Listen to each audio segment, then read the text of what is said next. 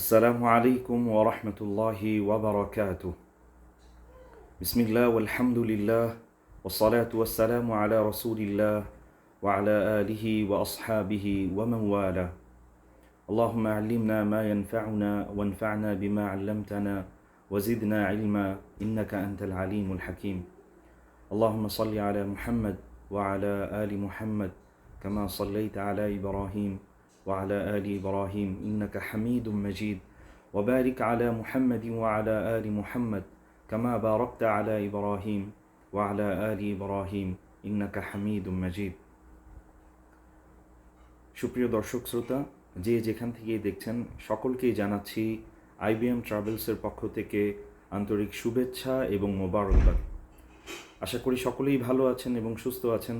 আল্লাহ রব্বুল আলামিন আমাদের সকলকেই ভালো রাখুক, সুস্থ রাখুক এবং সকল প্রকার বিপদ আপদ বালা মুসিবত থেকে হেফাজত করুক।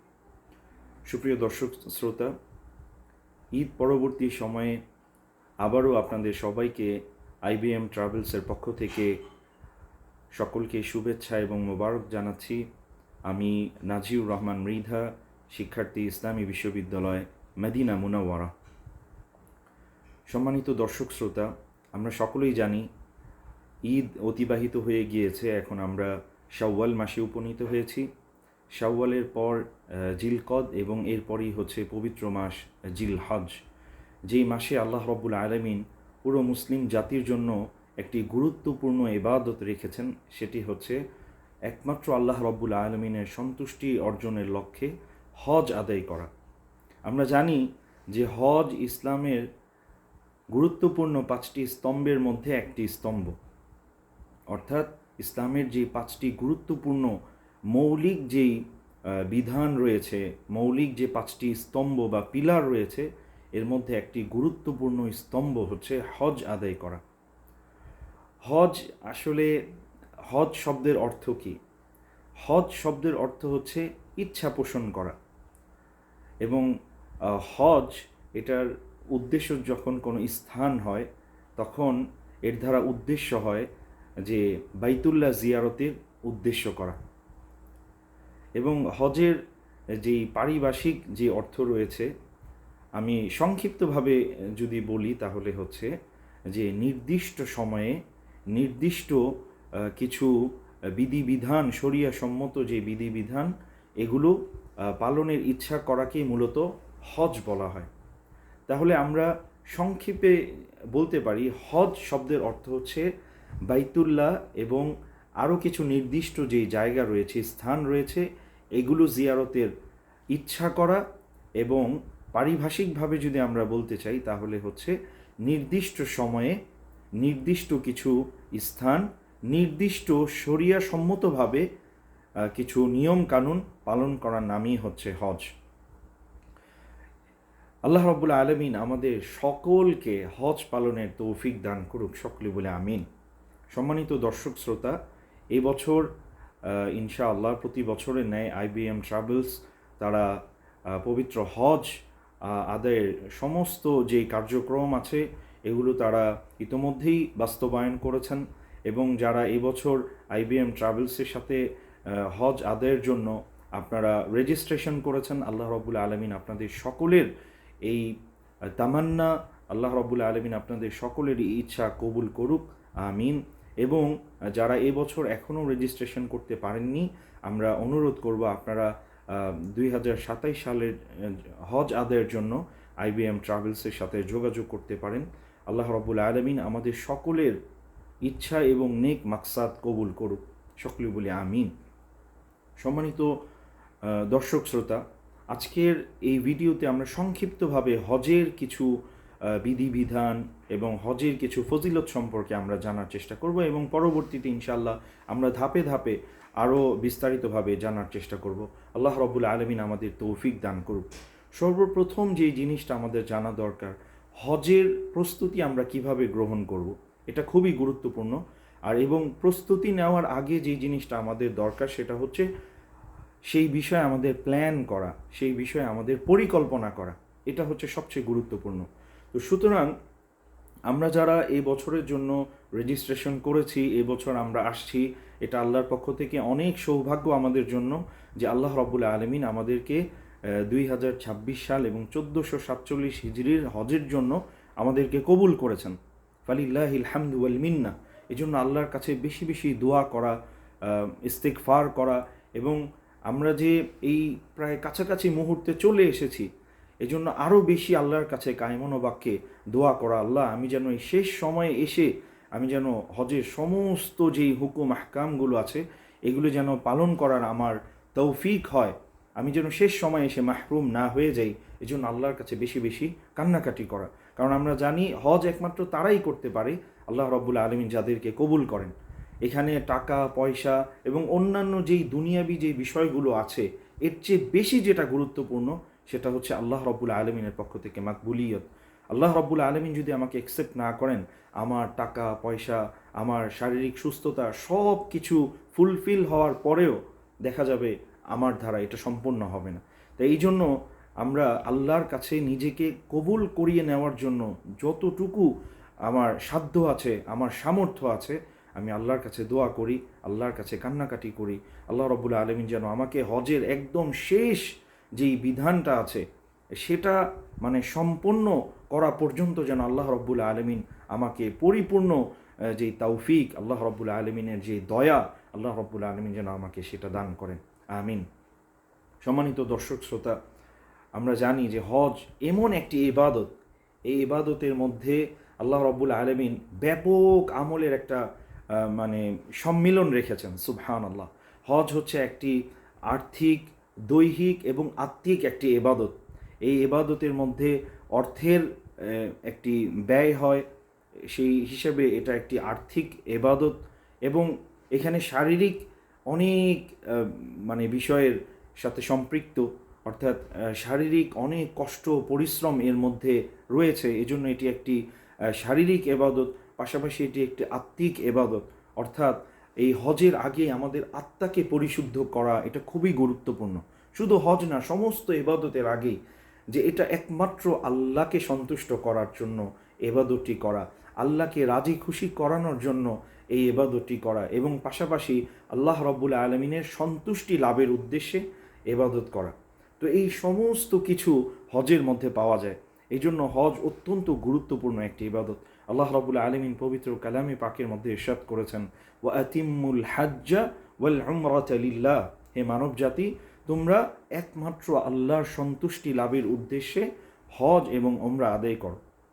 সুবহানাল্লাহ। আল্লাহ রাব্বুল আলামিন বলছেন, ওয়া আতিম্মুল হাজ্জা ওয়াল উমরাতা লিল্লাহ, একমাত্র আল্লাহর জন্য। অর্থাৎ হজ করার পরে আমার নামের সাথে হাজি উপাধি লাগাবো, আলহাজ লাগাবো, মানুষকে আমি জানাবো যে আমি হজ করেছি। মসজিদের মধ্যে আমাকে নিয়ে ঘোষণা দেওয়া হবে হজে আসার আগে, হজের পরে। এই সমস্ত মানে চিন্তা চেতনা আমার দিল থেকে একদম বের করে দিতে হবে, কারণ এটা সবচেয়ে গুরুত্বপূর্ণ। নয়তো আমি হজের জন্য টাকা খরচ করব, আমি দীর্ঘ 1 মাস অথবা 40 দিন মক্কা মদিনাতে থেকে আমি অনেক ইবাদত করব, এই সব কিছু রিয়ার কারণে এটা শিরকে আসগর হয়ে যাবে এবং আমার সমস্ত ইবাদত বাতিল হয়ে যাবে। হাদিসে এসেছে, কেউ যখন লোক দেখানোর জন্য ইবাদত করে, তো এটা লোক দেখানো পর্যন্তই সীমাবদ্ধ থাকে, সেটা আল্লাহ পর্যন্ত পৌঁছায় না। নাউযুবিল্লাহি মিন যালিক। তাহলে এই ক্ষেত্রে আমাদের অনেক সাবধানতা এবং সচেতনতা আমাদের অবলম্বন করতে হবে। আর হজের সবচেয়ে বড় যে পারপাস, সবচেয়ে বড় যে লক্ষ্য এবং উদ্দেশ্য, সেটা হচ্ছে একমাত্র আল্লাহকে রাজি খুশি করা, আল্লাহর জন্য করা। আমরা কোরআনের যতগুলো ভার্স আমরা দেখব হজ সংক্রান্ত, সেখানে আল্লাহ রাব্বুল আলামিন এই বিষয়টা উল্লেখ করেছেন, লিল্লাহ, একমাত্র আল্লাহর জন্য করা। যেমন অন্য আয়াতের মধ্যে এসেছে, ওয়ালিল্লাহি আলান নাসি হিজ্জুল বাইত। এখানে আল্লাহ আগেই বলছেন ওয়ালিল্লাহ, আল্লাহর জন্য, আলান নাস, মানুষের উপর আবশ্যক, হিজ্জুল বাইত, তার ঘরের জিয়ারত করা, মান ইসতাতা ইলাইহি সাবিলা, যার সামর্থ্য রয়েছে। অর্থাৎ সামর্থ্যবানদের জন্য আল্লাহর ঘর জিয়ারত করা মানুষের উপর আবশ্যক, একমাত্র আল্লাহর জন্য। অথচ এখানে আল্লাহর জন্য এই কথাটা এই আয়াতের শুরুতেই আল্লাহ রাব্বুল আলামিন উল্লেখ করেছেন। এরকমভাবে আমরা যদি হাদিসের মধ্যে আমরা যদি খেয়াল করি, তাহলে আমরা দেখতে পাবো যে হজ সংক্রান্ত যে প্রসিদ্ধ হাদিসগুলো রয়েছে সহিহ আল বুখারী, মুসলিম সহ অন্যান্য হাদিসের কিতাবের মধ্যে প্রথমেই যেই কথাটা পাওয়া যায়, আল্লাহ রাসূল সাল্লাল্লাহু আলাইহি ওয়াসাল্লাম বলছেন, মান হাজ্জা লিল্লাহ, যে একমাত্র শুধুমাত্র আল্লাহর জন্য হজ করলো। মান হাজ্জা লিল্লাহ, আল্লাহর জন্য, মানে এটা আমাদের প্রথমে আমাদের আমাদের মানে ব্রেইনে এটা সেট আপ করতে হবে, আমাদের মাইন্ডে এটা সেট আপ করতে হবে, আমি হজটা কেন করছি, আমার হজের পারপাসটা কি, এটা আমাকে প্রথমে আগে এটা সেট আপ করতে হবে, এটা ফিক্সড করতে হবে। কারণ আমি হজ করার পরে যদি আমার নামের সাথে হাজি বা আল হাজ না লাগায়, তাহলে যেন আমার দিলের মধ্যে এক বিন্দু কণা পরিমাণও যেন কোনো কষ্ট, এমনকি কোনো আক্ষেপও যেন না থাকে। এবং এই যে ট্রেন্ডটা, এটা কিন্তু আমাদের বাংলাদেশ ছাড়া বাইরের দেশগুলোতে পাওয়া যায় না। হ্যাঁ, একজন হাজি সাহেবকে অন্য একজন মানুষ সে সম্মান করে হাজি সাহেব ডাকবে, তাকে মূল্যায়ন করবে, তার নাম বলার আগে সে সম্মানসূচক শব্দ ব্যবহার করতেই পারে, কিন্তু এটা আমার দিক থেকে যেন না হয়। অর্থাৎ আমরা যারা হজে আসব বা হজ করেছি, আমরাই যেন নিজের নামের সাথে আলহাজ না লিখি, আমরাই যেন এটা না বলি যে কেন আমার নামের সাথে আলহাজ বা হাজি লাগানো হলো না। এই ব্যাপারে আমার কোনো সে থাকবে না। হ্যাঁ, কেউ যদি আমাকে সম্মানসূচকভাবে আমাকে এইভাবে আমাকে উপাধি দেয়, এটা একান্তই তার ব্যক্তিগত ব্যাপার, এই বিষয়ে আমার কোনো হস্তক্ষেপ থাকতে পারে না। কেন? কোরআন এবং হাদিসে যত জায়গায় হজের কথা এসেছে, এই কথাটাকে খুব বেশি গুরুত্ব দেওয়া হয়েছে। সেটা হচ্ছে মান হাজ্জা লিল্লাহ, যে আল্লাহর জন্য হজ করলো। এরপরে আল্লাহ রাসূল সাল্লাল্লাহু আলাইহি ওয়াসাল্লাম বলছেন, ফালাম ইয়ারফুথ ওয়ালাম ইয়াফসুক রাজাআ কায়াউমিন ওয়ালাদাতহু উম্মু, সে হজের মধ্যে কোনো অশ্লীল কথাবার্তা বলেনি, কোনো গুনাহের কাজ করেনি, কোনো পাপাচার করেনি। রাজাআ কায়াউমিন, সে ওই দিনের মতো ফিরে গেল, কায়াউমিন ওয়ালাদাতহু উম্মু, যেই দিন তার মা তাকে ভূমিষ্ঠ করেছিল। সুবহানাল্লাহি ওয়া বিহামদিহি, অর্থাৎ সদ্য ভূমিষ্ঠ নবজাতক সন্তানের মতো সে পরিণত হয়ে গেল, সেই দিনের মতো সে নিষ্পাপ হয়ে গেল। সুবহানাল্লাহি ওয়া বিহামদিহি। আল্লাহ রাব্বুল আলামিন আমাদের সবাইকে সেই মানে পবিত্র হজ আদায় করার তৌফিক দান করুক, যেই হজ আদায় করলে একজন মানুষ সদ্য ভূমিষ্ঠ সন্তানের মতো পরিণত হয়ে যায়।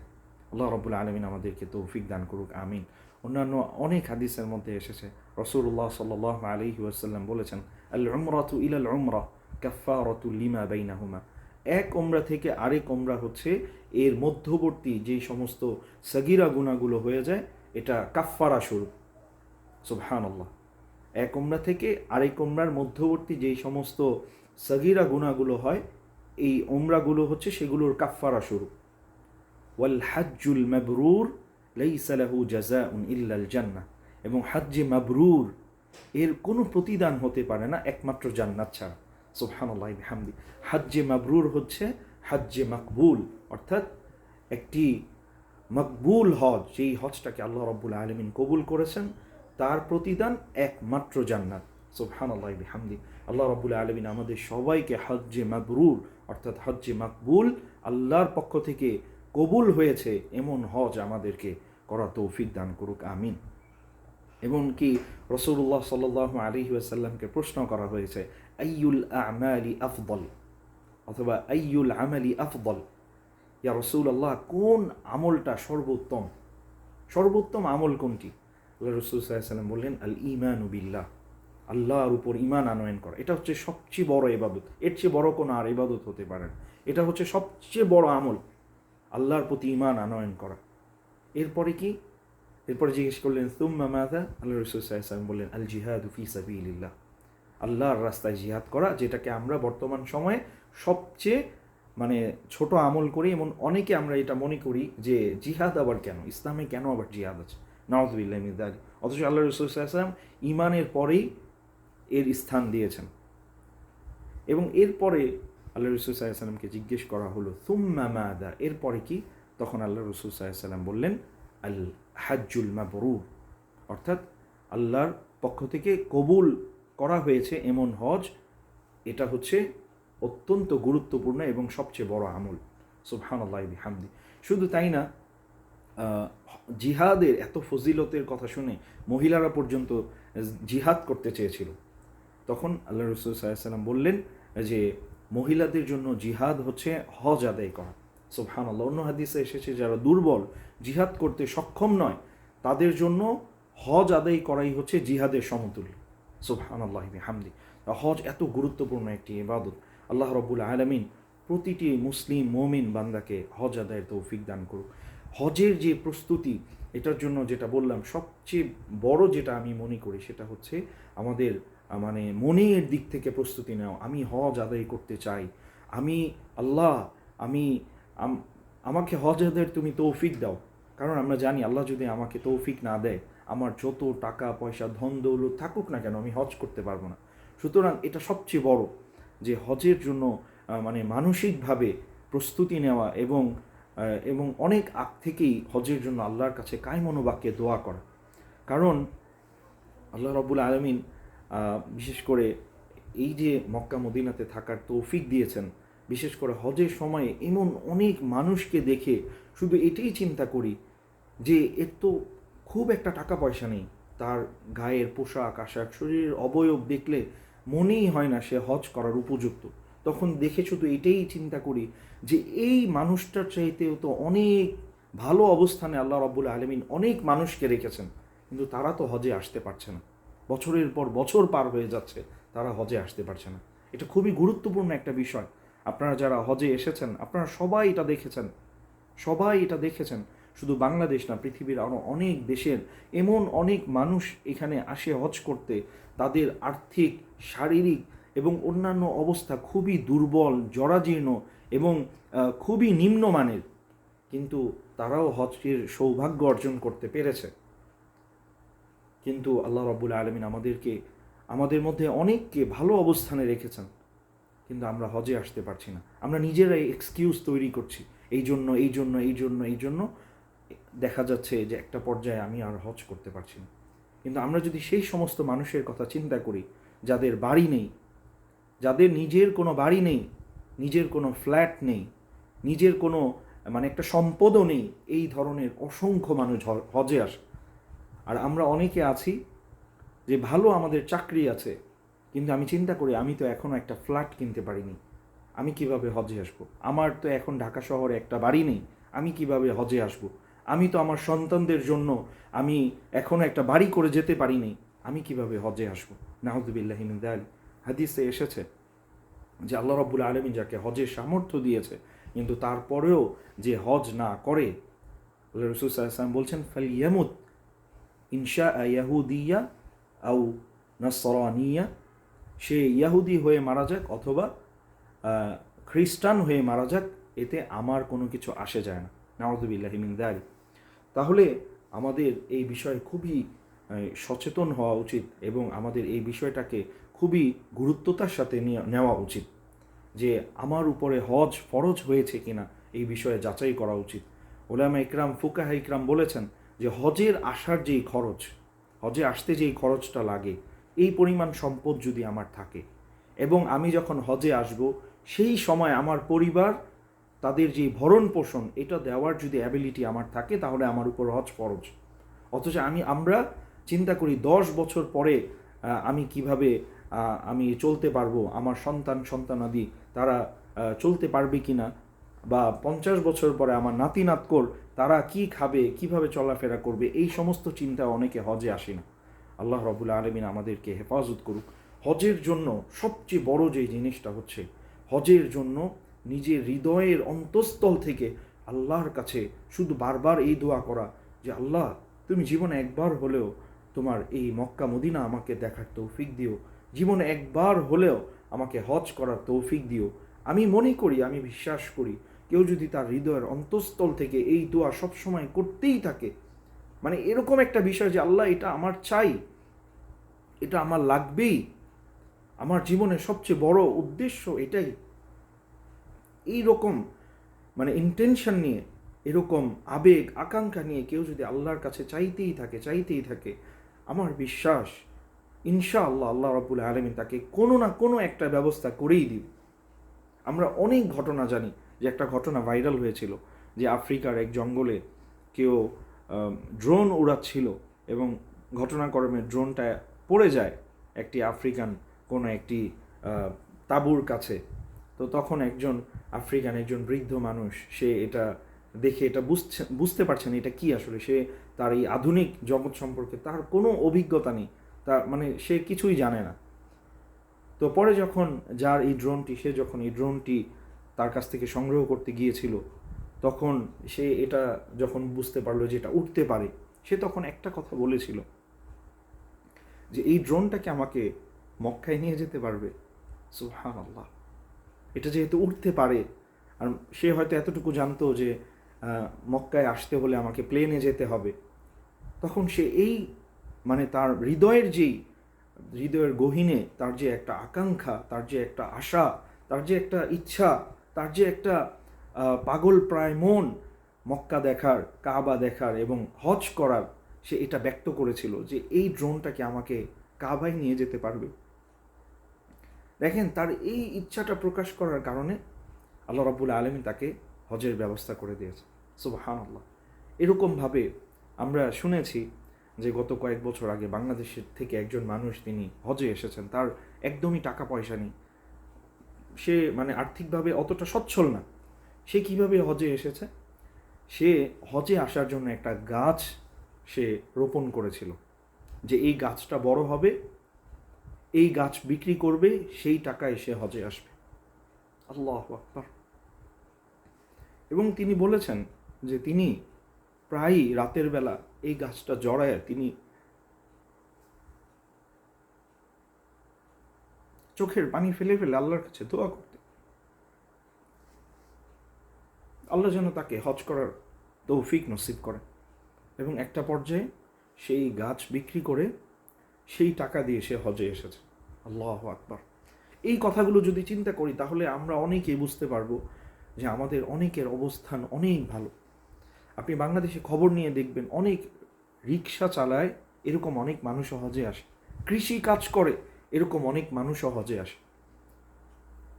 এরকমভাবে মানে এরকম অনেক পেশায় কাজ করে যাদের মানে অঢেল সম্পদ নেই, বাড়ি গাড়ি নেই, ফ্ল্যাট নেই, জায়গা নেই, মানে সে মোটামুটি সচ্ছল, অর্থাৎ সে যে কাজ করছে সেটা নিয়ে সে পরিবার নিয়ে মোটামুটি একটি সুন্দর জীবন সে পরিচালনা করতে পারছে।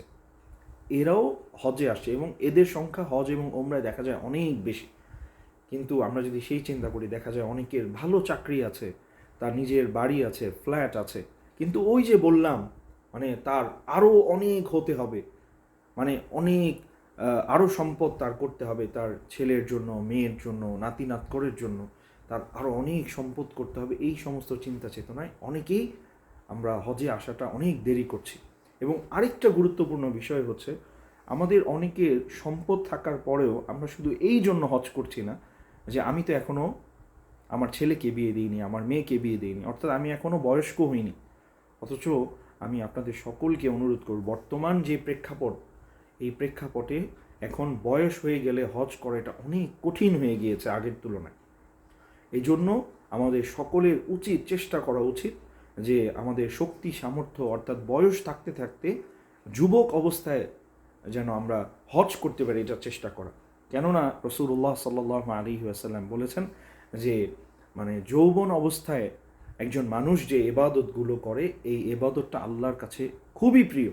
এবং আল্লাহ রাব্বুল আলামিন তার আরশে আজিমে কিয়ামতের ময়দানে যাদেরকে তিনি ছায়া দিবেন, ওয়াশাবুন নাশাআ ফি ইবাদাতিল্লাহ ওয়াশাবুন নাশাআ ফি ইবাদাতি রাব্বি, ওই যুবক যে তার যৌবনে সে আল্লাহর ইবাদতের জন্য তৎপর হয়েছে। সুবহানাল্লাহ। অর্থাৎ নাশাআ ফি ইবাদাতি রাব্বি, অর্থাৎ এই কথাটা এরকম যে একটা মানুষ যেমন ছোট থেকে বড় হয় না, বেড়ে ওঠে, তো মনে হয় যে তার রক্ত মাংস শরীরটা যেন ইবাদতের সাথে বেড়ে উঠেছে। সুবহানাল্লাহি বিহামদি। তো আল্লাহ রাব্বুল আলামিন আমাদেরকে যৌবনে, যুবক বয়সে, যুবক যুবতী অবস্থায় আমাদেরকে হজ আদায় করার তৌফিক দান করুক। ওয়ামা তাওফিকি ইল্লা বিল্লাহ। সম্মানিত দর্শক শ্রোতা, হজ আসলে অনেক বিস্তারিত একটি বিষয়। সংক্ষিপ্তভাবে হজের পরিপূর্ণ আলোচনা করা এটা সম্ভব না। তাও আমি সংক্ষিপ্তভাবে হজের যে মূল বিষয়গুলো আছে সেই বিষয়গুলো আমি সংক্ষিপ্তভাবে বলার চেষ্টা করছি। আমরা জানি যে হজ মূলত 3 প্রকার: হজ্জে ইফরাদ, হজ্জে তামাত্তু এবং হজ্জে কিরান। হজ্জে ইফরাদ হচ্ছে মানে শুধু হজের নিয়তে এহরাম আদায় করা, অর্থাৎ শুধু হজের নিয়তে এহরাম করাকে হজ্জে ইফরাদ বলা হয়। অর্থাৎ এই হজে সে শুধু হজের নিয়ত করবে, হজের সাথে ওমরার নিয়ত করবে না, শুধু সে এহরাম পরিধান করে এহরামে নিয়ত করে এরপরে সে শুধু হজ আদায় করবে। এটা হচ্ছে হজ্জে ইফরাদ। আরেকটি হজ হচ্ছে হজ্জে তামাত্তু। তামাত্তু শব্দের অর্থ হচ্ছে উপকার লাভ করা, ফায়দা হাসিল করা। অর্থাৎ সে প্রথমে এহরাম করবে ওমরার, তারপরে সে ওমরা আদায় করবে, ওমরা আদায় করার পরে সে আবার হালাল হয়ে যাবে এবং আবার হজের কার্যক্রম শুরুর আগে তখন আবার সে হজের জন্য আবার হজের ইহরাম করবে, হজের জন্য সে আবার নিয়ত করবে। এটাকে বলা হয় হজ্জে তামাত্তু। আর হজ্জে কেরান অর্থ মিলিত করা, সম্পৃক্ত করা। এখানে সে হজ এবং ওমরা দুটোর জন্য একসাথে এহরাম করবে, নিয়ত করবে। হজ এবং ওমরার একসাথে নিয়ত করে সে এহরাম করবে, অর্থাৎ ওমরা আদায় করার পর সে এহরাম খুলবে না, সেই এহরামেই সে হজ আদায় করবে। এটাকে বলা হয় হজ্জে কেরান। ফোকায়ে কেরামের মধ্যে কিছুটা মতভেদ রয়েছে, মত পার্থক্য রয়েছে কোন হজটি সর্বোত্তম হজ। এখানে তামাত্তু এবং কেরানের মধ্যে কিছু পার্থক্য রয়েছে। তো যেটাই হোক, বর্তমান সময়ে হজ্জে তামাত্তুর এটার দিকেই সবাই বেশি মানে প্রায়োরিটি দিয়ে থাকে। কারণ হচ্ছে হজ্জে কেরান এটা অনেকের জন্য খুব কষ্টসাধ্য হয়ে যায়। তো এই জন্য হজ্জে তামাত্তু করা এটাই দেখা যায় যে সার্বিক যে বর্তমান যে পরিস্থিতি, বা দেখা যায় যে অধিকাংশ মানুষ এমনি যে হজের যে কার্যক্রমগুলো আছে, মিনা, আরাফা, মুজদালিফা এবং কঙ্কর নিক্ষেপ করা, এই যে বড় বড় কাজগুলো আছে, তো দেখা যায় সব দিক বিবেচনা করে হজ্জে তামাত্তু এটা সহজ এবং এটা দেখা যায় যে এটাই সকলের জন্য বেশি উত্তম বর্তমান যে সময়ের প্রেক্ষাপটে। এই জন্য অধিকাংশ উলামা ইকরাম হজ্জে তামাত্তু করার ব্যাপারেই বেশি উৎসাহিত করে থাকেন। আল্লাহ রাব্বুল আলামিন আমাদের সবাইকে তৌফিক দান করুক, সকলেই বলে আমিন। আমরা সংক্ষিপ্তভাবে হজের যে আলোচনা করতে চাচ্ছি সেখানে, অর্থাৎ আমরা বাংলাদেশ থেকে বিশেষ করে যারা আসব, তো আমরা এসে প্রথম যে ওমরাটা আমরা আদায় করে নিব, যারা আমরা আগে আসি, অর্থাৎ হজ্জে তামাত্তুর যারা নিয়ত করবে বা হজ্জে কেরানের নিয়ত করবে, তারা এসে প্রথমে, যেহেতু আমরা মিকাত অতিক্রম করে আসব, তো মিকাত অতিক্রম করার আগে আমাদের কি করতে হবে? এহরাম পরে আমাদের এসে প্রথমে ওমরা করে নিতে হবে। এরপরে আমরা হালাল হয়ে যাব, স্বাভাবিক অবস্থায় থাকব। এরপরে হজের যে বিধিবিধানগুলো রয়েছে, বিশেষভাবে হজের যে কার্যক্রমগুলো শুরু হয় 8 তারিখ থেকে, 8ই জিলহজ থেকে। তো সুন্নাহ হচ্ছে 8ই জিলহজ সকালে মিনায় যাওয়া, কিন্তু বর্তমান ভিড়ের কারণে দেখা যায় 8ই জিলহজের আগেই 7 তারিখ রাতেই সেখানে সৌদির যে ব্যবস্থাপনাগুলো আছে, সেখানে যে বাসগুলো আছে তারা আগেই নিয়ে যায়। কারণ হচ্ছে 8 তারিখ সকালে যদি নিয়ে যায় দেখা যাবে যে সবাইকে নেওয়া সম্ভব হবে না, এই জন্য আগে থেকেই নিয়ে যায়। তো আমরা যখন মিনায় যাব, মিনায় যাওয়ার আগেই আমাদেরকে এহরামের কাপড় পরিধান করতে হবে। এহরামের কাপড় পরিধান করে আমাদেরকে হজের নিয়ত করতে হবে। হ্যাঁ, লাব্বাইকা আল্লাহুম্মা আল হজ, হ্যাঁ, হজের নিয়ত করতে হবে। হে আল্লাহ, আমি আপনার সন্তুষ্টির জন্য হজের নিয়ত করলাম, আপনি এটা আমার জন্য সহজ করে দিন, আমার পক্ষ থেকে কবুল করে নিন। তো যখন থেকে আমরা নিয়ত করে ফেলব, তখন থেকে আমরা মুহরিম হয়ে যাব। অর্থাৎ মুহরিম অবস্থায় যেই কাজগুলো করা নিষিদ্ধ, আমরা নিয়ত করার পর থেকে আর এই কাজগুলো করতে পারবো না। তো আমরা এহরামের যে নিয়মগুলো আছে, আমরা এগুলো জেনে এহরামের পূর্বেই যে কাজগুলো করতে হয়, অর্থাৎ শারীরিক পরিচ্ছন্নতা, গোসল করে নেওয়া, নখ কেটে নেওয়া, মোচ ছোট করে নেওয়া, এবং শরীরের আমাদের যেই অন্যান্য যে প্রাইভেট পার্টসের যে বিষয়গুলো আছে সেগুলো আগেই ক্লিন করে নেওয়া, এবং অর্থাৎ এহরাম করার আগেই যে শারীরিক যে পরিষ্কার এবং পরিচ্ছন্নতার বিষয়গুলো রয়েছে সেগুলো সেরে তারপরে এহরাম আমরা পরে নিব, এবং যখন আমরা নিয়ত করে ফেলবো তখন থেকে আমরা মুহরিম হয়ে যাব। এরপরে আমরা যাদের সাথে আমরা হজে আসব, তারা আমাদেরকে যখন মিনায় নিয়ে যাবে, তাদের সাথে আমরা একসাথে প্রথমে মিনায় আমরা তাঁবুতে গিয়ে অবস্থান করব। অর্থাৎ এখানে অবস্থান করা এটা হচ্ছে সুন্নাহ, মিনায় অবস্থান করা এটা সুন্নাহ। এবং এখানে আল্লাহ রাব্বুল আলামিন পুরো হাজি যারা আছেন তাদেরকে আল্লাহ রাব্বুল আলামিন মূলত তিনি পরীক্ষা করতে চান যে মিনায় অবস্থান করা তো ফরজ নয়, ওয়াজিব নয়, কিন্তু তারপরেও বান্দা কি রাসূলুল্লাহ সাল্লাল্লাহু আলাইহি ওয়াসাল্লামের যে সুন্নাহ এটাকে অনুসরণ করে না করে না। সুবহানাল্লাহ। আমরা অনেকেই আছি, আমরা যখন শুনি এটা ফরজ না, এটা ওয়াজিব না, আমরা সেটাকে মানে খুবই হেয় প্রতিপন্ন করি, নাউযুবিল্লাহি মিন যালিক। অথচ আমরা হজের এই আমল থেকে একটা গুরুত্বপূর্ণ শিক্ষা আমরা আমাদের জীবনে অর্জন করতে পারি। সেটা হচ্ছে এই যে আল্লাহ রাব্বুল আলামিন মিনায় অবস্থান করাকে এত গুরুত্ব আরোপ করছেন, রাসূলুল্লাহ সাল্লাল্লাহু আলাইহি ওয়াসাল্লাম নিজে মিনায় অবস্থান করেছেন, মিনায় অবস্থান করতে বলেছেন। এটাই কিন্তু আমাদের জীবনে অনেক বড় শিক্ষা যে আমি সুন্নাহকে প্রায়োরিটি দিচ্ছি না দিচ্ছি না। আমরা অনেকেই আছি তারাবি যখন শুনি এটা সুন্নাহ, আমরা এটাকে হেয় প্রতিপন্ন করি, নাউযুবিল্লাহি মিন যালিক। অথচ সুন্নাহ তো ওই আমলের নাম যেটাকে সবচেয়ে বেশি গুরুত্ব দিতে হবে। অর্থাৎ আমরা এই হজের সফরে আসার আগ থেকে আমাদের হৃদয়ে এই জিনিসটা রাখার চেষ্টা করব যে সুন্নাহ হচ্ছে ওই আমল যে আমল আমার প্রিয় নবী মুহাম্মদুর রাসূলুল্লাহ সাল্লাল্লাহু আলাইহি ওয়াসাল্লাম করেছেন, আর এজন্যই আমি সুন্নাহকে আমার সাধ্য এবং সামর্থ্য অনুযায়ী আমি প্রায়োরিটি দেওয়ার চেষ্টা করব। সুন্নাহ মানে এই না যে এটা না করলেও সমস্যা নেই, বরং সুন্নাহ হচ্ছে সেই আমল যেটা আমার করার মানে আমার সাধ্য অনুযায়ী সেটা করার আমার চেষ্টা করতে হবে। আল্লাহ রাব্বুল আলামিন আমাদেরকে তৌফিক দান করুন। তো সুতরাং এই দিন কেউ যদি মক্কায় থাকে সে প্রত্যেক নামাজে 1,00,000 নামাজের সোয়াব পাবে। এরপরেও সে কি নিজের চিন্তা চেতনা বুদ্ধিকে প্রায়োরিটি দিচ্ছে নাকি রাসূলুল্লাহ সাল্লাল্লাহু আলাইহি ওয়াসাল্লামের সুন্নাহকে প্রায়োরিটি দিচ্ছেন? মূলত আল্লাহ রাব্বুল আলামিন আমাদের কাছ থেকে এই পরীক্ষা নিতে চান।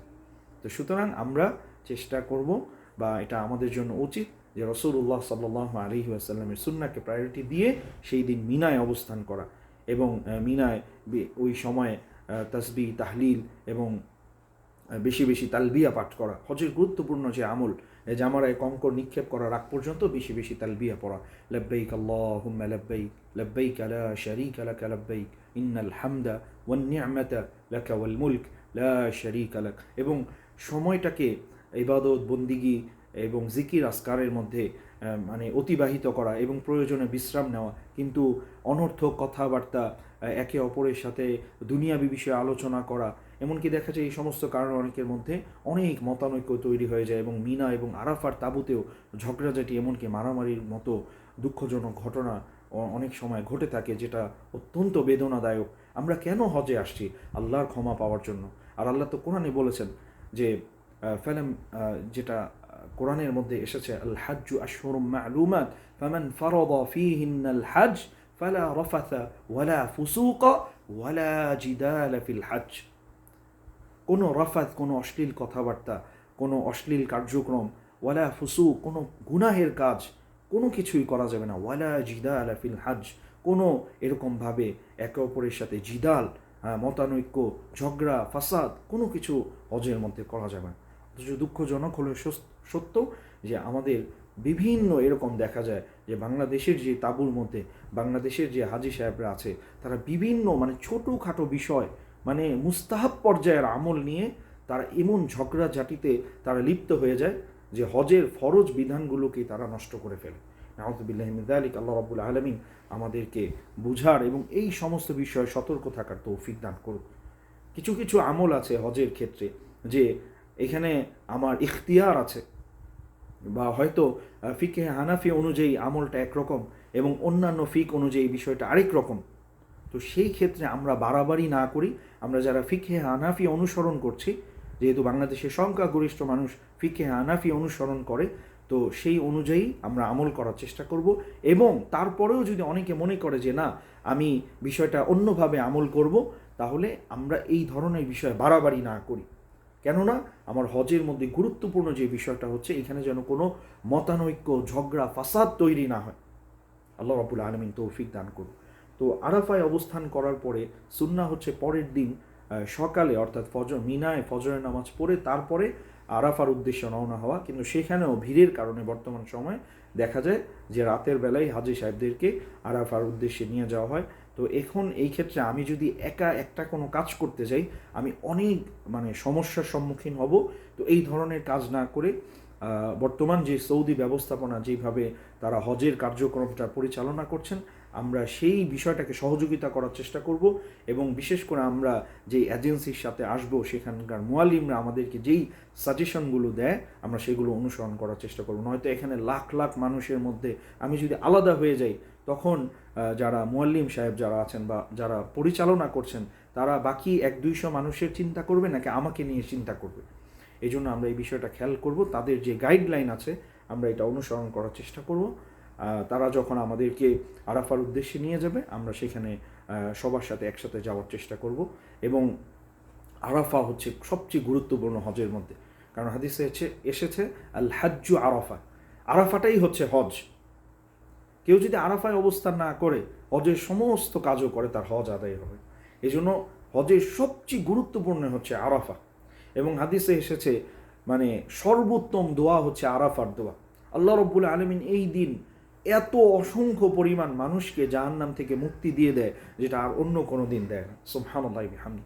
শুধু তাই না, আরাফায় যারা অবস্থান করছে তারা তো অনেক সৌভাগ্যবান, বরং এই আরাফার অবস্থানকারীদের উসিলায় আল্লাহ রাব্বুল আলামিন গোটা পৃথিবীর মুসলিম উম্মাহকে আল্লাহ রাব্বুল আলামিন সেই দিন ব্যাপকভাবে ক্ষমা করে দেয়। সুবহানাল্লাহি বিহামদি। এই জন্য আমরা জানি যে হাদিসে এসেছে যে সিয়ামু ইয়াউমি আরাফা, সিয়ামু ইয়াউমি আরাফা, আরাফার দিন রোজা রাখা, এটা হচ্ছে তার পূর্বের এবং সামনের 2 বছরের গুনাহ আল্লাহ রাব্বুল আলামিন ক্ষমা করে দেয়। সুবহানাল্লাহি বিহামদি। তো আল্লাহ রাব্বুল আলামিন আমাদের সবাইকে হজে এসে আরাফায় অবস্থান করার এবং আরাফার যে বিধানগুলো আছে এগুলো মানার তৌফিক দান করুক। এই দিন বেশি বেশি আল্লাহর কাছে দোয়া, ইস্তেগফার করা এবং তাঁবু থেকে বের হয়ে খোলা আকাশের নিচেও দোয়া করার কথা হাদিসে পাওয়া যায়। তো আমরা চেষ্টা করব যে আরাফায় যখন আমরা অবস্থান করব পুরোটা সময় ইবাদত বন্দিগি, এবং আমার যদি বিশ্রামের প্রয়োজন হয় আমি বিশ্রাম নিয়ে বাকি সময়টা ইবাদত বন্দিগিতে আমি কাটানোর চেষ্টা করব, অনর্থক কথাবার্তা বলে সময় নষ্ট না করার চেষ্টা করব। তো এই দিন আমরা সূর্যাস্ত পর্যন্ত আমাদেরকে আরাফায় অবস্থান করতে হবে। সূর্যাস্তের আগে আরাফা থেকে বের হওয়া যাবে না, এই বিষয়টা আমাদের খেয়াল রাখতে হবে।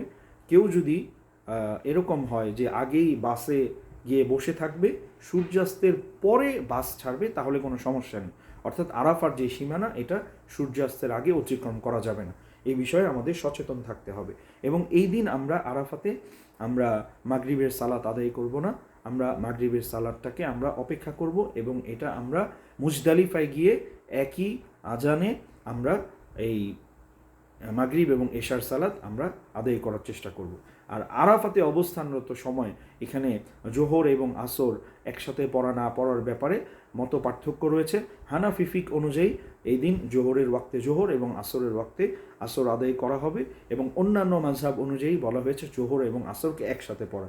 তো এই জন্য আমরা যেই আমল আমরা করতে চাই, আমরা যারা হানাফি ফিক অনুসরণ করি আমরা হানাফি ফিক অনুযায়ী আমরা আমল করার চেষ্টা করব।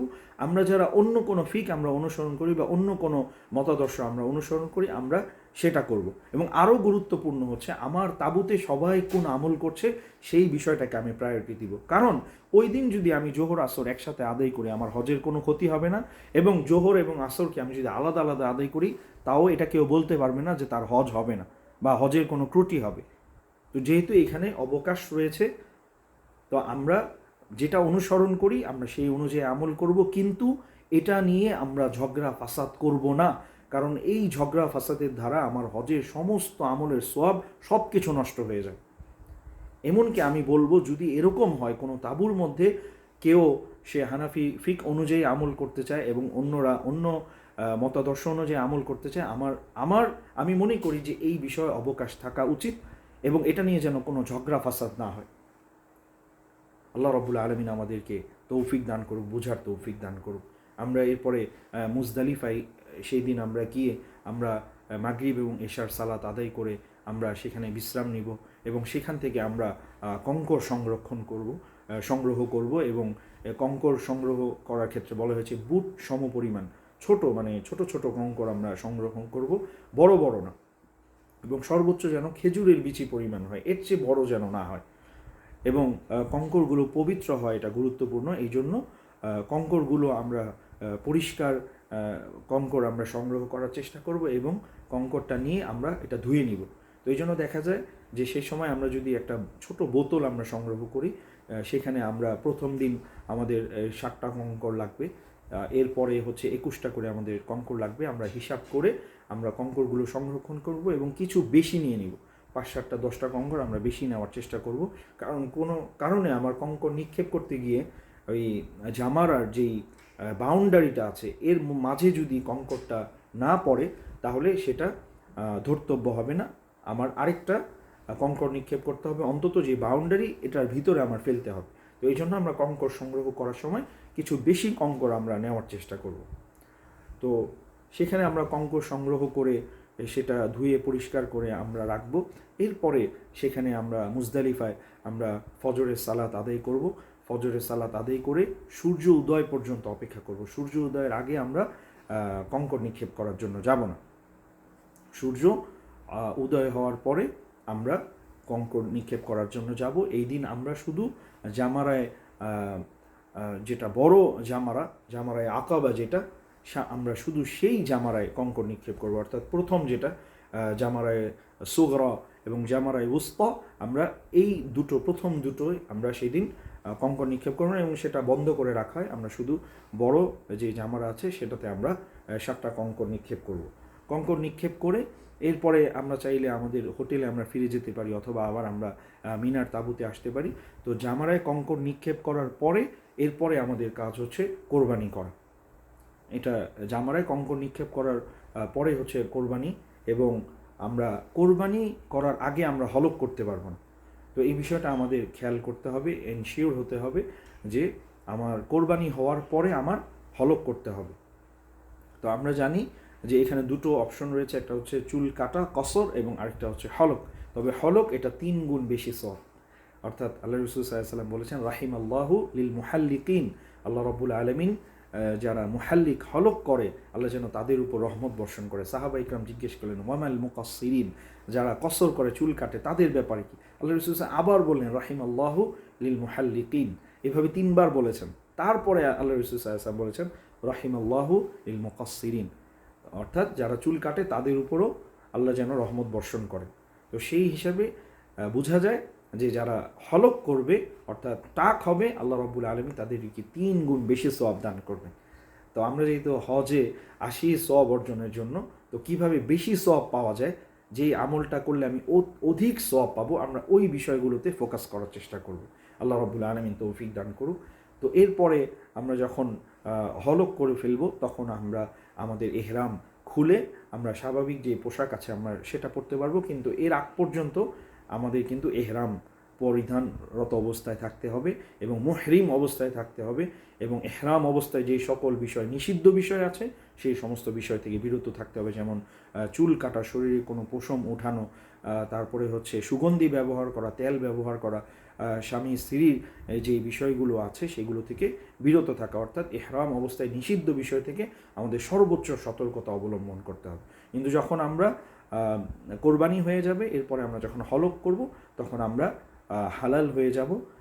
তবে এই ক্ষেত্রে আমাদের হালাল হলে আমরা স্বামী স্ত্রীর যে বিষয়টা আছে সেটা এখনও আমাদের এই বিষয়টা দূরত্ব অবলম্বন করতে হবে, কিন্তু অন্যান্য যে বিষয় আছে শারীরিক আমরা অন্যান্য যে পোশাক আমরা সেটা পরিধান করতে পারব। তো এরপরে আমাদের যেই একটি গুরুত্বপূর্ণ আমল সেটা হচ্ছে তাওয়াফে জিয়ারা, এটা আদায় করা। এটা হচ্ছে হজের অন্যতম একটি গুরুত্বপূর্ণ ফরজ। তো আমরা এরপরে আমরা এই তাওয়াফে জিয়ারত যেটা এটা আমরা আদায় করব। তো এই তাওয়াফের পরে আমাদের সাই করতে হবে। যারা আগে সাই না করবে তাদেরকে এই তাওয়াফের পরে সাই করতে হবে। অর্থাৎ উমরার অথবা তাওয়াফ এবং সাইর যে পদ্ধতি আছে সেই অনুযায়ী আমরা এই তাওয়াফ করে আমরা সাই করব। এবং এরপরে আমরা আবার 11 তারিখেও, এটা তো 10ই জিলহজ, আমরা শুধু প্রথম একটা আমরা জামারায় আমরা কঙ্কর নিক্ষেপ করেছিলাম, অর্থাৎ জামারায় আকাবা যেটা বড় জামারা সেটাতে। এরপরের দিন 11 তারিখ, এটা হচ্ছে জোহরের যখন ওয়াক্ত হয় এরপরে আমরা যদি খেয়াল করি 10ই জিলহজে সূর্য উদয়ের পর থেকেই জামারা কঙ্কর নিক্ষেপ করার সময় হয়ে যায়, কিন্তু এরপর দিন যে পরদিন 11 তারিখ, 12 তারিখ, 13 তারিখ এই দিনগুলোতে এই জামারায় কঙ্কর নিক্ষেপ করার যে সময়টা শুরু হয় জোহরের ওয়াক্তের সময় থেকে, জাওয়ালের পর থেকে। তো সুতরাং এর আগে না করা উচিত। অনেকে এটাকে মাকরু বলেছেন, নিষেধ করেছেন। তো সর্বোত্তম সময় হচ্ছে যে জোহরের যে ওয়াক্ত হয় এরপর থেকে সূর্যাস্তের আগ পর্যন্ত করে নেওয়া, এবং রাতেও করতে পারবে। বিশেষ করে যারা মাজুর রয়েছেন, মহিলা রয়েছেন, তারা চাইলে রাতে করতে পারেন অসুস্থতার জন্য, তবে সূর্যাস্তের আগে করে নেওয়াটাই সুন্নাহ। আল্লাহ রাব্বুল আলামিন আমাদেরকে সুন্নাহ অনুযায়ী আমলের তৌফিক দান করুন। তো এই দিন আমরা যখন কঙ্কর নিক্ষেপ করতে যাব, প্রথমে আমরা জামারায় সুগরা, যেটা প্রথম যেটা থাকবে সামনের দিকে, জামারায় সুগরা ছোট যে জামারা, এখানে আমরা 7টা কঙ্কর নিক্ষেপ করব। এবং কঙ্কর নিক্ষেপ করার পরে আমরা কেবলামুখী হয়ে আমরা সংক্ষিপ্তভাবে দোয়া করে নিব। এরপরে যেটা জামারায় উস্তা, যেটা আমরা সেখানেও 7টা কঙ্কর নিক্ষেপ করব। করে সেখান থেকে একটু সরে, যেহেতু সেই দিকে মানুষজন সবাই কঙ্কর নিক্ষেপ করতে, একটু যেখানে খালি রয়েছে সেখানে গিয়ে সংক্ষিপ্তভাবে আমরা কাবার দিকে ফিরে মোনাজাত করার চেষ্টা করব। যদি হাত তুলে মোনাজাত করা সম্ভব না হয়, তাহলে আমরা হাত না তুলেও আমরা মোনাজাত করতে পারি। এরপরে আমরা জামারায় আকাবা, যেটা প্রথম দিন যেখানে আমরা কঙ্কর নিক্ষেপ করেছিলাম, সেখানে আবার আমরা 7টা কঙ্কর নিক্ষেপ করব। কিন্তু জামারায় আকাবার মানে বড় জামারায় কঙ্কর নিক্ষেপ করার পরে কি নাই, আর কোনো দোয়া নেই, সেখান থেকে আমরা সরাসরি চলে আসব। তো এরপরে আবার ঠিক 12 তারিখেও আমরা একইভাবে এই জামারায় সুগরা, ছোট জামারা, জামারায় উস্তা, মধ্যম জামারা এবং জামারায় কুবরা, বড় জামারা, আমরা এই 3টা জামারায় আমরা এরকম 7টা করে আমরা কঙ্কর নিক্ষেপ করব। এরপরে আমরা যদি মিনায় থাকতে না চাই, তাহলে আমাদের মানে সূর্যাস্তের আগে আমাদের চলে আসতে হবে। বলা হয়েছে কেউ যদি মিনায় অবস্থান করে এবং সুবে সাদিক হয়ে যায়, অর্থাৎ সকাল হয়ে যায়, তাহলে তার 13 তারিখেও কঙ্কর নিক্ষেপ করে তারপরে আসতে হবে। এবং 13 তারিখে কঙ্কর নিক্ষেপ করা এটাও সুন্নাহ। কেউ যদি চায় সে বেশি সওয়াব অর্জন করবে, তাহলে সে যেন 13 তারিখেও, অর্থাৎ 13ই জিলহজ, সেই দিনও যেন সে কঙ্কর নিক্ষেপ করে। তবে কেউ যদি চায় যে না, আমি 10 তারিখে প্রথম এটা তো করতেই হবে এবং পরবর্তীতে 11 এবং 12 তারিখ কঙ্কর নিক্ষেপ করতে হবে, তো এই কঙ্কর নিক্ষেপ করে আমি আর 13 তারিখে যদি থাকতে না চাই, তাহলে আমার সূর্যাস্তের আগে আমার মিনা থেকে ফিরে আসতে হবে। তো আমরা যখন এই কঙ্কর নিক্ষেপ করে ফেলব, এরপরে আমাদের মোটামুটি হজের যে কার্যক্রমগুলো আছে এগুলো অনেক কিছুই সম্পূর্ণ হয়ে যাবে। এরপরে বিশেষ করে যারা মিকাতের বাহিরে থেকে আসে, অর্থাৎ মক্কার অধিবাসীনা যারা বাহির থেকে আসে, আমরা যারা সাধারণত অন্যান্য বিভিন্ন মিকাত অতিক্রম করে আমরা আসি, আমরা সেখান থেকে ফিরে আসার সময়, অর্থাৎ আমরা মক্কা থেকে ফিরে আসার সময় যেটাকে বলা হয় তাওয়াফুল বিদায়ী তাওয়াফ আমরা করে আমরা তারপরে আমরা চলে আসব। অর্থাৎ সাধারণত কঙ্কর নিক্ষেপ করার পরে হজের যেই মৌলিক যে বিধানগুলো আছে এগুলো মোটামুটি সম্পন্ন হয়ে যায়। এরপরে হচ্ছে বিদায়ী তাওয়াফুল উইদা, এটা আমরা কেউ চাইলে আগেও করে ফেলতে পারে, অর্থাৎ হজের পরে সে আরও মোটামুটি অনেক দিন আছে, সে চাইলে এটা আগেও করে ফেলতে পারে। তবে অনেকে বলেছেন যে মানে মক্কা থেকে বিদায় আগে এটা করা, অর্থাৎ একটু শেষ সময়ে করাটা উত্তম। তবে এই ক্ষেত্রে এটা খুব সাবধানতা অবলম্বন করা উচিত। অনেকের ক্ষেত্রে এমনও হয় সে তাওয়াফে বিদা করতে ভুলে যায়। তো এই জন্য আমরা দেখা গেছে একদম শুরুতে না করে আবার একদম শেষে না করে মোটামুটি আসার হয়তো 1 দিন বা 2 দিন আগেই আমরা তাওয়াফে বিদা এটা আমরা করে তারপরে আমরা মক্কা থেকে বিদায় নিব। অর্থাৎ তাওয়াফে উইদা না করে মক্কা থেকে বিদায় নেওয়া যাবে না, বরং তাওয়াফে উইদা এটা বিদায়ী তাওয়াফ শেষ করে তারপরে মক্কা থেকে আমাদের বিদায় নিতে হবে। তো আমাদের আলোচনা অনেক লম্বা হয়ে গিয়েছে, অনেক বড় হয়ে গিয়েছে। আমরা ইনশাল্লাহ চেষ্টা করব, বিশেষ করে আমাদের আইবিএম ট্রাভেলসের হাজি সাহেবদের জন্য আমরা চেষ্টা করব ইনশাল্লাহ আমরা বিভিন্ন বিষয়, মানে একটা বিষয়ে আমরা ছোট ছোট করে আমরা ভিডিও আমরা করার চেষ্টা করব। এমনকি আমরা চেষ্টা করব যাতে বিশেষ করে আমাদের হাজি সাহেবগণ তাদের হজের ছোট থেকে ছোট বিধানটাও যেন কোনো ভুল না হয়, এমনকি শরিয়া সম্মতভাবে যেন না হয়, আমরা এই বিষয়ে সর্বোচ্চ সতর্কতা অবলম্বন করার চেষ্টা করব। আল্লাহ রাব্বুল আলামিন আমাদেরকে তৌফিক দান করুক। এবং আমার অনুরোধ থাকবে সকলের প্রতি যে এরকম যেন আমার হজটা না হয় যে আমার টাকা আছে, আমি টাকা দিলাম, এখানে আসলাম, বাস হজ আদায় করলাম, শেষ। বরং না, আমি এখন থেকে চেষ্টা করি হজের যে আহকামগুলো আছে একটা একটা করে শিখার, একটা একটা করে জানার। কারণ এর দ্বারা আমি এই প্রত্যেকটা মাসালা শিখার আমি অনেক সওয়াব অর্জন করতে পারব। আর আমরা জানি জেনে আমল করা আর না জেনে আমল করা কখনোই একরকম না। তাই আল্লাহ রাব্বুল আলামিন কোরআনের মধ্যে বলেছেন ফা'লাম আন্নাহু লা ইলাহা ইল্লাল্লাহ, আল্লাহ রাব্বুল আলামিন যে এক এবং তিনি ছাড়া যে আর কোনো ইলাহ নাই, আল্লাহ বলছেন ফা'লাম, এটা আগে তুমি জানো, তারপরে মানুষের কাছে দাওয়াত দাও। তো এই আয়াত থেকে বোঝা যায় যে কোনো আমল করার আগে ওই আমল সম্পর্কে জানা এটা আরও বেশি গুরুত্বপূর্ণ। তাই আল্লাহ রাব্বুল আলামিন আমাদেরকে জেনে এলেম অর্জন করে আমল করা তৌফিক দান করুক। আমরাও ইনশাল্লাহ চেষ্টা করব যে আমাদের বিশেষ করে IBM ট্রাভেলসের যারা হাজী সাহেবগণ রয়েছেন, আমাদের সকল হাজী সাহেবগণ কীভাবে সঠিকভাবে কোরআন সুন্না অনুযায়ী প্রপার কোরআন এবং সুন্নার যেই আহকামগুলো রয়েছে সেই অনুযায়ী কিভাবে হজ আদায় করতে পারে, আমরা সেই বিষয়ে সর্বোচ্চ আমরা সতর্কতা এবং আমাদের সর্বাত্মক প্রচেষ্টা আমরা দেওয়ার চেষ্টা করব। আল্লাহ রাব্বুল আলামিন আমাদেরকে তৌফিক দান করুক। আমরা আশা করি আপনারা IBM ট্রাভেলসের সাথে থাকার চেষ্টা করবেন, IBM ট্রাভেলসের জন্য আপনারা দোয়া করবেন যাতে করে IBM ট্রাভেলস তাদের সর্বোচ্চ যে হাজী সাহেবদের জন্য, আল্লাহর মেহমানদের জন্য যেটা সেবা, তারা যেন তাদের সর্বোচ্চটা করতে পারে এবং আরও ভালো করতে পারে, কিভাবে পূর্বের চাইতে আরও ভালো করতে পারে এই বিষয়ে আপনারা দোয়া করবেন। এবং IBM ট্রাভেলসের যারা প্রতিনিধিগণ রয়েছেন, চেয়ারম্যান রয়েছেন, ম্যানেজিং ডিরেক্টর রয়েছেন, তাদের সকলেরই একটা লক্ষ্য এবং উদ্দেশ্য কিভাবে আমরা হাজী সাহেবদেরকে, আল্লাহর মেহমানদেরকে আরও ভালো সার্ভিস দিতে পারি এবং তাদেরকে আরও ভালো আমরা খেদমত দিতে পারি এবং কি তাদেরকে আমরা খেদমত দিয়ে, তাদেরকে সেবা দিয়ে আমরা যেন দুনিয়া এবং আখেরাতে আমরা সফলতা অর্জন করতে পারি, এটাই মূল লক্ষ্য এবং উদ্দেশ্য।